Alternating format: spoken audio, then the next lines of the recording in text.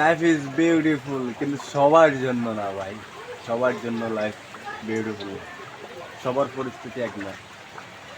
কি করবা, স্বপ্নটা অনেক বড় দেখছি, গরিব ঘরে জন্মাইছি, সমস্যা নেই, এটা একটা পরীক্ষা মাত্র। ইনশাল্লাহ সফল একদিন হব, এই ঘর থেকে অনেক বড় ঘর বানাবো ইনশাল্লাহ। ইনশাল্লাহ। Piece out.